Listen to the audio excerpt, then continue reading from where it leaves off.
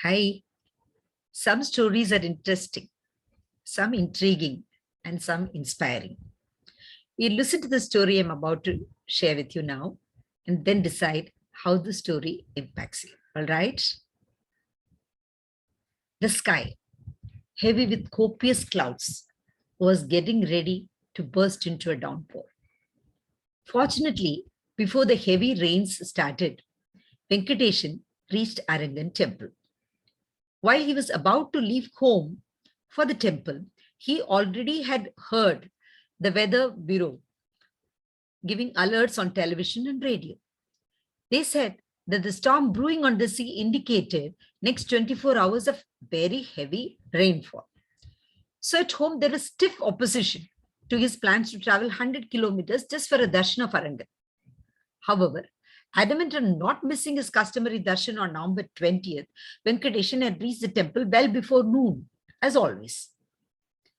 How can rains, storms, or objections stop this meeting, a practice that has sustained for 10 years? Year on year, there would be some or the other obstacle, some car breakdown, health indisposition, business emergency, marriage, death. Some issue would crop up at the last minute, and he had always managed to circumvent them each time to have Arangan's darshan on that specific day. Today also, due to the rains, there was traffic jam on several pockets. At times, traffic had come to a standstill, and at places the car literally crawled through the roads. But aren't these tests that Arangan lays down for us? Venkatesan got down from the car and paid obeisance to the temple Gopuram that steeped towards the sky. That Arangan temple was very ancient. Except during the temple festival season, it rarely was crowded. The huge ornate wood carved temple doors with thick iron chains and brass cob knobs were closed after the midday puja. But on the right door bottom, there was a provisioned, a small narrow door. This always remained open till night. Venkatesan got in through the door. There was no one in the temple. Until about 4 p.m., it would be deserted like this. Only after that, a few devotees would trickle in. It was now about 2:30 p.m. He had at least an hour and a half to spend with Arangan. Wow. Venkatesan always chose to come at this hour. He had the entire year's accounts to submit to Arangan, and this never worked out amidst crowds. Even the temple priest appeared like an obstacle to this communication. The wet stone flooring around the sanctum sanctorum had moss patches at some places, so Venkatesan tread carefully and went around the temple thrice. Then he went in and sat in the inner mandap close to the sanctum sanctorum. Arangan was reclining in the sanctum sanctorum behind the grill door. The lamps on both sides were striving to drive away the darkness as much as they could. Venkatesan experienced goosebumps when he had darshan of Arangan in the dim light. He felt light-hearted. He muttered, "Aranga, your devotee is here with you." He prostrated in front of him once and then sat down looking at him. He forgot the passage of time. 10 years back, on the same November 20th, at the same time, at the same place, he had come to Arangan with a heavy heart. Just like the skies today, his heart was dark and heavy. He had made up his mind to commit suicide. His pocket had a bottle of poison. Heavy losses in business. Huge unpaid debts. Pressure for recovery from several sources. No solution in sight. All these had pushed him to this desperate decision. A letter of apology to his wife, and another with a fervent plea to his father-in-law to take care of his wife and daughter, were there already in his pocket. He had come to the temple only to place the same appeal to the favorite deity Arangan and then put an end to his own life. On that day, he had sobbed uncontrollably to Arangan. "Aranga, I have done several foolish mistakes. I have been very careless. That is why I have come to face the situation I accept. Now, when I have realized that it is too late to make amends, the mistakes are all mine. For those mistakes I did, my wife and daughter should not suffer. Please look after them. Bless my father-in-law with good health so that he can take care of my wife and daughter. Venkatesan got up after crying his heart out. He wiped his tears, bid goodbye to Arangan, and took a step. He stumbled over something. It was a red leather bag. Some stuck him. He saw that, the zip was a little bit open and there was a wad of currency notes in the bag. For a second, his heart skipped a beat. He looked around. There was no one. His heart started thumping loudly now. He again hurriedly looked around. There was no one. He was drenched in sweat. He sat, and the gold jewelry must be at least 50 sovereigns he saw in the bag. He counted the money. 20 lakhs cash. Venkatesan looked at Arangan. Arangan in his reclining posture had a resplendent smile. Someone must have left it there to dedicate it to the Almighty. And he has shown me a way out. It felt to Venkatesan as though Arangan was saying, with this as your seed money, start your business once again. In this Kali Yuga, the Almighty's instant compassion seemed a miracle of miracles. Venkatesan's eyes flooded with tears. He cried again. With the bag in his hand, he threw the poison bottle in the dustbin, tore off the letter in his pocket to shreds, and returned home. That was the beginning of a new chapter in his life. He repaid the debts, invested the money in business, and worked with diligence and dedication. The combination of Almighty's seed money and his conscientious work bore fruits. Wealth began to grow. He kept only half of the profits to himself. The balance, he considered, was due to Arangan, and he spent it on humanitarian causes. This alliance with Arangan gave him stupendous success. But Venkatesan never for one moment forgot the origins. He never failed to personally come and profusely thank Arangan every year on the 20th of November.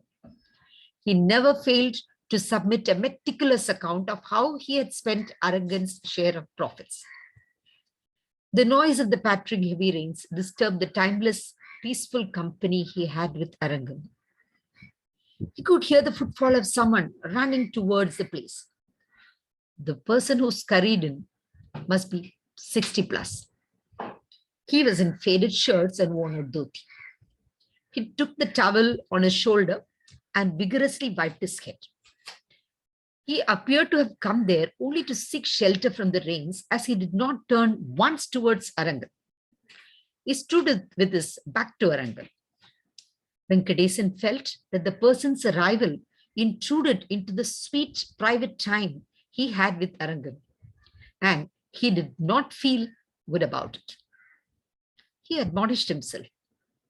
Anyone can come into a temple, isn't it? All are equal in the eyes of Arangan. It's not fair. He closed his eyes and pretended to pray, but he could not align himself with that pretension. Now thunder and lightning joined the rains. Soon he opened his eyes, as he could not continue for long to keep them closed. The senior citizen was staring at him. As though he was waiting for him to open his eyes, he asked instantly, "Aren't you Venkatesan, sir?" Forcing himself to smile, Venkatesan nodded in agreement. Respect evident on his face, the senior citizen said, "I have read a lot about you in newspapers and magazines, sir. You have supported several noble causes like orphanages, old age homes, scholarships for the poor. You have a huge heart." Venkatesan felt shy. With great humility, he pointed to Arangan and said, "All that is his grace. I have not done anything by myself." Even then, the senior citizen did not look in the direction of Arangan. The signboard inside that mandap said, "Sponsored by Venkatesan." That caught his attention. So he said, "Even this mandap, Venkatesan sir, you have built it, isn't it? This was not like this years back. Reluctantly, Venkatesan nodded his head and said softly, everything is his contribution. When this is built with what he has given, it is not justified to put my name as sponsor. The temple trustees did not listen to my objections and went on to put up that signage. With increased respect, the senior citizen, folding his hands in namaste, said to him, I'm so happy to have met a good person like you, sir. Then he introduced himself. I am Ramamurthy. I live in the nearby village and I work as a storekeeper in a small private firm. Venkatesh, with a namaste, said, you are indeed very lucky, sir, blessed. You stay close to the temple. You can have a darshan of Arangan very often. With a taut face, the senior citizen said, it is years since I came to this place. His expression and the choice of words, this place, instead of temple, pinched Venkatesh. Sensing his feelings, Ramurthy softened his tone and said, for you, he may be God. He may have done lots of good for you, sir. But for me, he's a thief who cannot be punished. I also used to frequent this temple often. Actually, for generations, my grandfather, father, and I, all of us would come here to worship the deity. But for the last 10 years, I have stopped coming here altogether. Even now, I wouldn't have come here. Due to some other work, I came to the nearby village. While returning, heavy rain started. There was no shelter nearby. So I stepped in here. Shocked, Venkatesan looked at him. He absolutely did not like the fact that standing right in front of Arangan, this senior citizen was abusing him. Cautious that his tone should not reflect his anger, Venkatesan asked him calmly, can you please share with me what actually happened? What did Arangan do to you for you to feel like this? If that is okay with you. Ramurthy did not respond immediately. He did not even want to look at Arangan, it was clear. For quite some time, he was staring at the pattering rains. Then he said softly, in just one day, he threw me from a bungalow to back streets. Venkatesan looked at him dumbstruck. The ferociously lashing rains made it clear it was not about to relent anytime soon. Facing the downpour, Ramurthy began to speak in a weak voice. There was a time when I was a successful businessman in Bombay. I, my wife, 2 sons and a daughter, were happy. My first son and daughter were married and settled. My second son, born 10 years after my daughter, was still at school. At that time, business prospects were very grim, and unrest was becoming rampant in Bombay. I began to contemplate about the possibility of closing down the business at Bombay and shifting to Tamil Nadu and starting a new business here. Some relatives from here informed me that land deeds are very profitable in Tamil Nadu and advised me to invest in it. I came to this family deity, Arangan, and with flowers asked for what he ordered. Should I sell my property at Mumbai and start my business here, or should I not sell my property? I got reply from him in the affirmative. A plot of 12 acres where we could construct a building for sale was available at a very good location. The owner insisted that a major percentage of the sale should be made in cash payments, as he wanted to show less sale price. Accordingly, I brought cash and some jewelry to this very temple on this very day, the 20th of November. Venkatesan felt a huge burden on his heart. Ramurthy, lost in his memories, did not notice this and continued with his narration. It was almost the same time as it is now, afternoon. I had no time to wait for the temple pujari who would come for the lamp aradhana in the evening. So I paid my cash and jewelry, and I kept it all in front of the deity, seeking his blessings.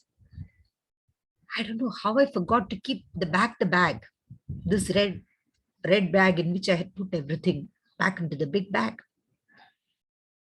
I left the temple, went straight to the landowner. Only on reaching there, I realized that I had left this bag in which the cash and jewelry was there, a red leather bag, right here.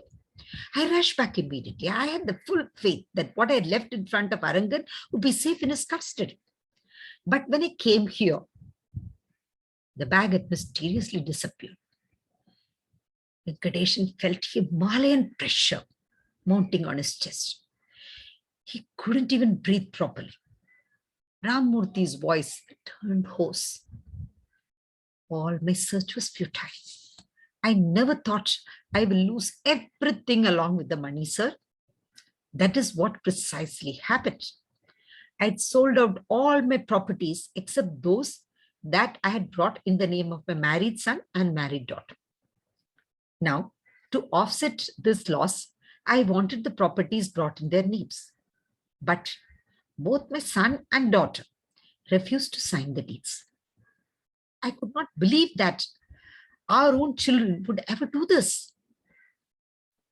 I could not digest this. Other friendships and relationships also frizzled away like this. With my wife and little son, I was literally on the streets. The only mistake I did was to have come here to offer prayers. How can he, who could not safeguard for me what I had left in front of him, how can he take care of the whole world? He laughed derisively. Venkatesan was crumbling to pieces. I have taken care of myself and my family after tearing down another family. It is on the destruction of an innocent person I had built my own success.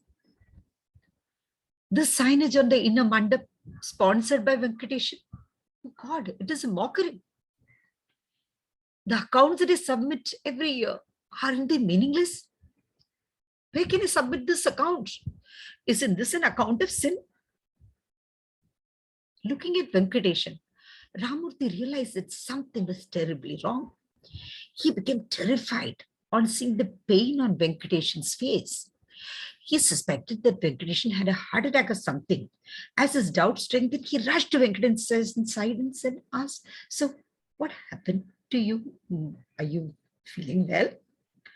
Venkatesan had no doubt that after listening to what he was about to say, this compassion of Ramurthy would disappear. But he was determined. This sinful account that started 10 years back in front of Arangan should be settled right in front of him. He realized that his own selfishness at the time was the reason why the logical thought that someone must have forgotten the money there did not occur to him. It dawned on him that he took the convenient route of assuming that somebody had left it there as an offering to the Lord, deliberately. That day, he had only thought that I have got a new lease of life. But he never thought I'm putting someone's life on the line. He just bent, prostrated, held tightly both the feet of Ramurthy. Ramurthy got flustered. My God, what is this? He tried to pull back his legs. But Venkatesan was not ready to leave his feet. Please forgive me. Please forgive me, sir. Forgive this wretched soul. Please forgive me. Ramurthy, in a state of confusion and dilemma, asked him, "What for? What for, sir? Please get up." Holding Ramurthy's legs, Venkatesan began to sob and recall the episode that took place on November 20th, 10 years ago.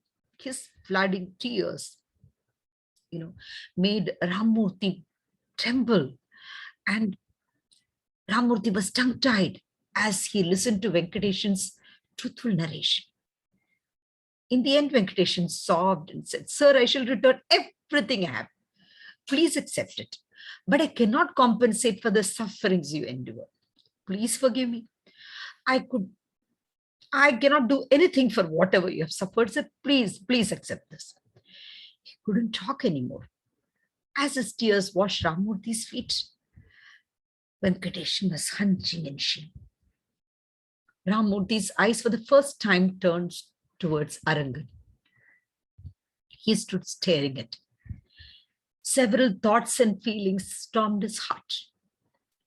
He did not say a word for a long time. There was an ominous silence. More remorse hit Venkatesan as Ramurthy remained silent. He pleaded, "Sir, please say something. You can curse me however much you wish to. Please do not blame Arangan. All the fault is mine. My utter selfishness was the cause for all of your suffering. If you come with me right away, I will return everything I have earned until now. Please accept it and forgive the sinner, sir." Ramurthy stood like a statue, looking at Arangan. He did not respond even to this fervent appeal. He looked lost, preoccupied. Venkatesan felt that he would turn mad if Ramurthy would not say anything. "Sir, have you decided that the sinner is not worthy of forgiveness?" Ramurthy turned to Venkatesan slowly and helped him up. "Why are you using these big words? So please, now when I look back at what happened, I don't feel like blaming either you or Arangan." Venkatesan was shocked. He said, "Sir, what are you saying? If I had all that money, I would not have used it for so many meaningful causes the way you have done. I never had such a large heart. Only because you received the money, so many good deeds happened. That is why Arangan entrusted the money to you." Venkatesan, now when I think about it, losing the money was a blessing in disguise too. Relationships and friendships that had stayed with me only because of my riches disintegrated, and only 2 relatives and friends stayed back. Isn't this a welcome development in my life? If not for this event, all my life I would have been deluded that these falsehoods were true. Arangan has done me tons of good. He has shown me what is genuine and what deserves to be celebrated. Venkatesan was shocked. Ramurthy spoke with compassion. "I am not saying anything just to console you, sir. Now when I look back, I lost wealth, but due to Arangan's blessings, everything has turned out for the better. I got a job that earned me remuneration enough to look after my family. The realization that there was no money spurred my son to work hard and study well. He got a job in a bank, and he takes care of both me and my wife quite well. He tells me to quit working, but I continue to work as I don't want to be idle. So I remain healthy. I may not be cash rich, but I have enough to live with dignity. Most importantly, there is peace. What else do I need? Tell me." Venkatesan crumbled to pieces. Did I not commit a theft, taking away the money of such a benevolent person? He started weeping. "You're so kind to this thief. Why do I go and share my sinful account?" Ramurthy hugged Venkatesan and spoke with genial warmth. "Venkatesan, this is not a sinful account. This is Arangan's account. He has done correct calculations. He has done a favor to me by taking away the money. By giving the money to you, he has done you good and also to several others. Only I did not understand this and stayed angry with him for so long." Venkatesan averred, "I'm indebted to you for life for being so magnanimous, sir. You could have cursed me, but you didn't. You're truly munificent. If you come with me now, right away, I will hand over everything to you. We can call an auditor and see that everything is done legally." Ramurthy said, "I've already told you that the accounts are correct." The moment relatives and friends come to know that I've got money back, shamelessly they will come back to ingratiate themselves into our circle. My wife has a tender heart. Even if I don't accept, she will accept them. Then I would have to put up with all of it. Now, money will do me more harm than good, he said with a smile. Venkatesan looked at him with disbelief and incredible awe. Ramurthy told him with genuine love, may Arangan's blessings stay with you, and may your business flourish also in the future too. Continue doing good with your money and continue the best practices of submitting your accounts to Arangan as always. Please let these details of what happened before 10 years remain among just the three of us. Please do not share this with anyone. After 10 years, with clarity and conviction, Ramurthy prostrated before Arangan, while Venkatesan stood mute and motionless, bearing silent testimony to this as the heavy rains fell with an eternal smile at both devotees. The Lord was looking at them. I am grateful to Tamil writer M. Ganesan for this inspiring story and this generous permission he has given me to translate it into English and to record a video. I could connect with the story instantly. I'm a Rotarian and I see lakhs of Rotarians making huge donations to the Rotary Foundation. This money wipes away the tears of lakhs of people affected by hunger, disease, drought, war all over the world. I pray God to bless the generous hearted with more wealth so that the world becomes a better place. Thank you.